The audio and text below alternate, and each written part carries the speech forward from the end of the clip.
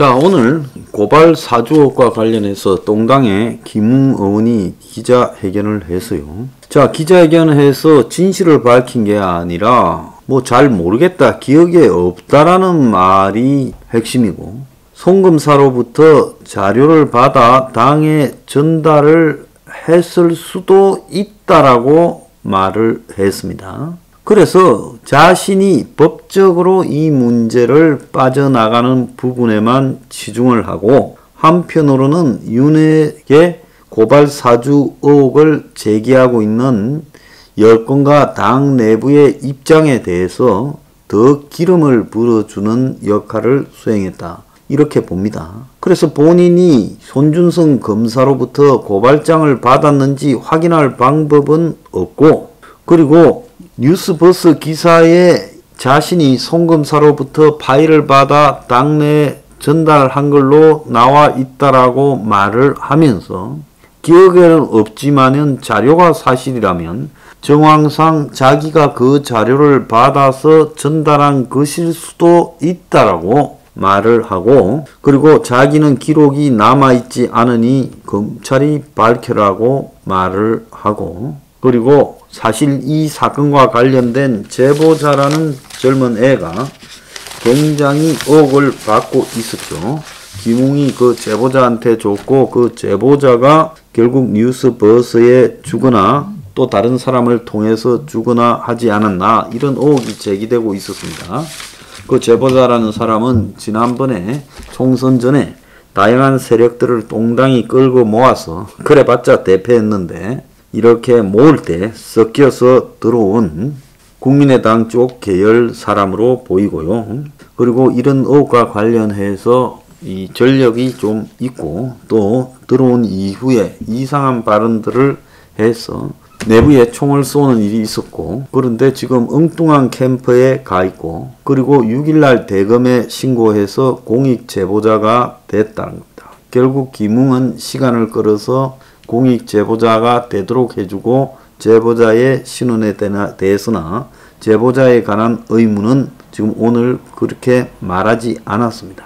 그러면서 루머를 퍼뜨리는 세력에게는 법적 조치를 하겠다라고 협박을 했는데, 자, 자기 입으로 이랬다 저랬다 제대로 말을 하지 않고 이 의혹을 키워오고, 이 사람이 검사 외전에 썼던 자기 모습이나 검찰을 그만둘 때 정권에 대해서 날렸던 이 폭탄과는 다르게 자기 처신은 말도 되지 않는다는 겁니다. 그래서 고발 사주 의혹이 자기가 유승민 캠프에 몸담고 있는데, 이것이 윤을 겨냥하고 있다라는 부분 때문에 지금까지 이 부분에 대해서 애매하게 입장을 제대로 밝히지 않고 갈짓자로 해서 의혹을 키워오고는, 결정적인 국면에서 이제 와가지고 자기는 기억이 잘 안 난다라고 하면서 빠졌다는 거예요.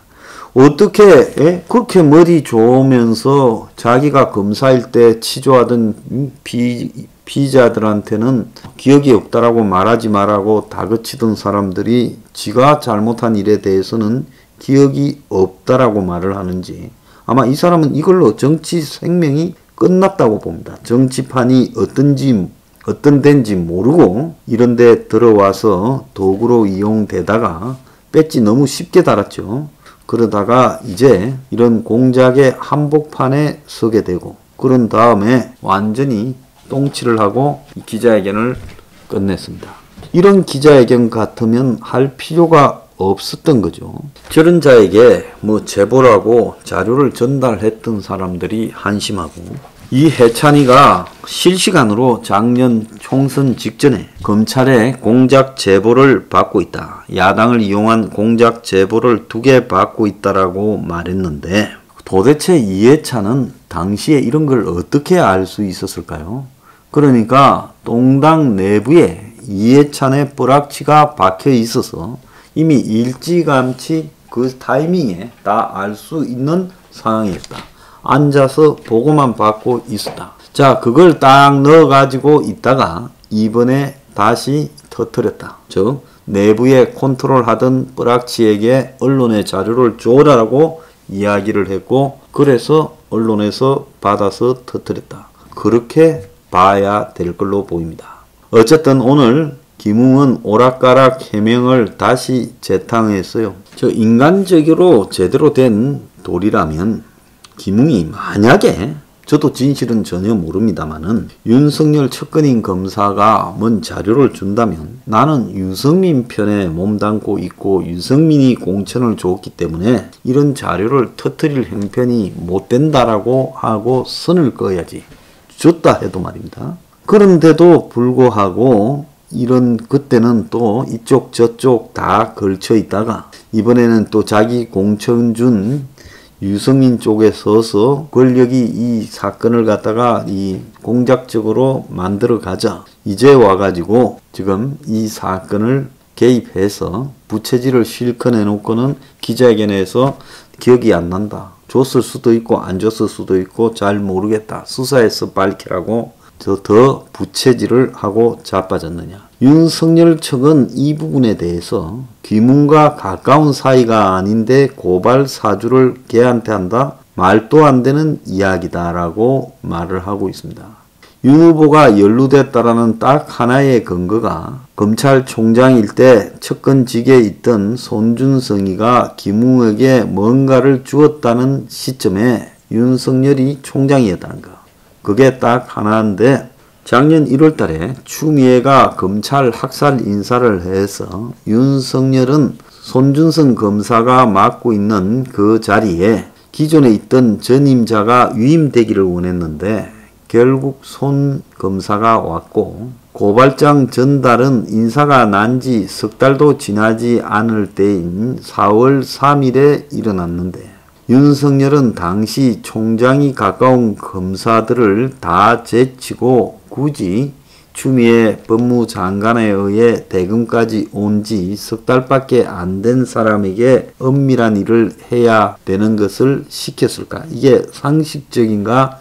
이렇게 말을 하고 있습니다. 그런데 김웅이라는 별로 가깝지도 않은, 그 당시 의원도 아닌 사람에게 여러 단계를 거쳐서 당에 설득해서 고발하라고 시켰을까? 그 부분에 합리성이 없다라는 겁니다. 자, 그래서 국민의동당 내부에서 여권과 통하고 있던 자가 이것을 던졌을 거다라는 추정에 대해서는 윤 측은 그럴 수도 있다면서 김웅이 제보자를 알면 뒤에 어떤 세력이 있는지 알게 된다. 세력이라는 말을 내부 사람에 대해서 쓰기는 좀 그렇다라고 말을 하며 사실상 내부의 공작이다라는 부분을 지적을 했습니다. 당연히요. 이미 제가 생각할 때 이해찬이가 총선 당시에 여러 세력들을 황교안이가 이기지도 못할 거면서 잡동사니 다 끌어모아서 마치 통합을 한 거대한 정당인 것처럼 쇼를 할 때 한국당에서 미래통합당으로 만들었잖아요. 그럴 때 이제 섞여 들어온 자들 중에 저쪽에서 집어넣은 뻘악치가 있을 겁니다. 근데 그 뻘악치가요, 결국 몸은 동당에 담고 저쪽에다가 정보를 제공해 왔고, 그래서 총선 전에 일찌감치 이걸 알고 있다가 저쪽에서 고발도 제대로 하지도 못하니까 터뜨리지 않고 묻은 거예요. 미수에 끝났으니까. 그러다가 이제 윤이 동당에 들어가서 경선이 시작되려고 하니까 그 전에 윤을 공격해서 지지율을 떨어뜨려서 후보가 되지 않도록 만들기 위해서 캐비넷에 묻어놨던 뻘악치가 던진 자료를 꺼내서 뻘악치 쪽에다가 아마 언론에 넘겨줘서 터뜨려라, 이렇게 했을 거라고 봅니다.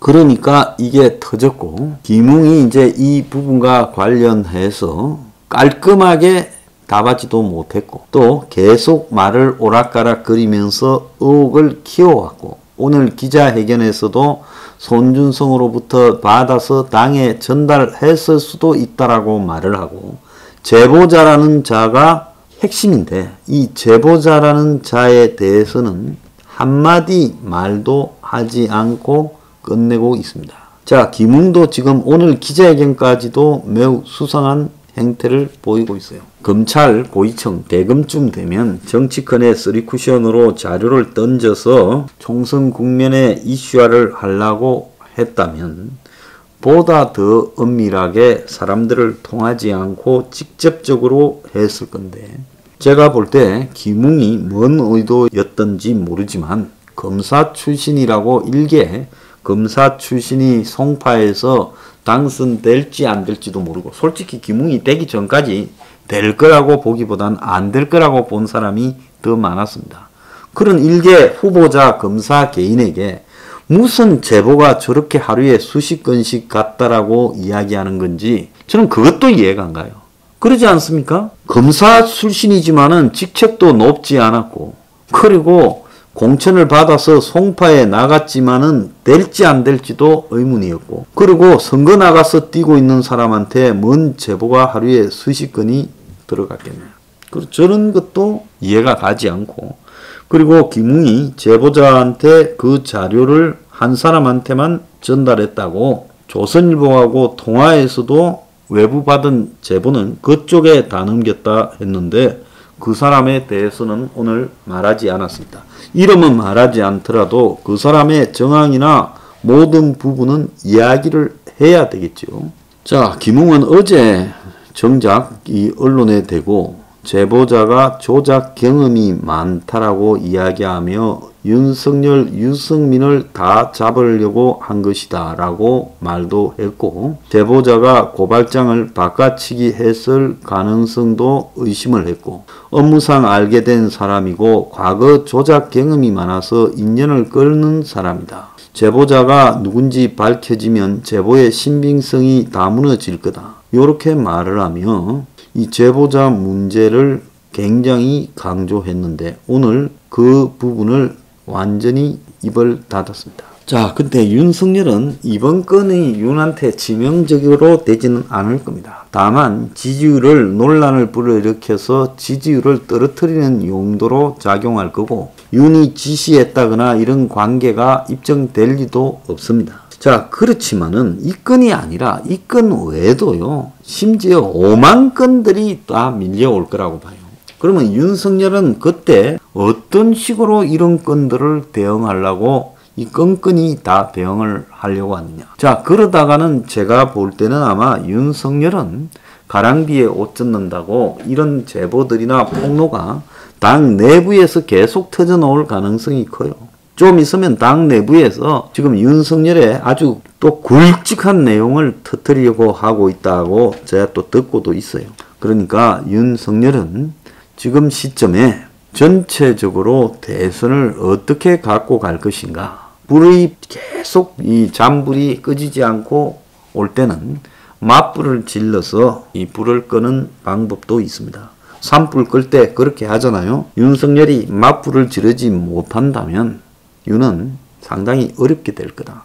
맞불을 어떻게 질러야 될지는 윤이 잘 알 거다. 지금 정권이 윤에 대해서 많이 안다면 윤 또한 정권에 대해서 많이 안다고 봅니다. 이 대선판을요, 아수라장으로 몰고 가야 거기서 길이 생기는 겁니다. 윤은 내 말 잘 참고하세요.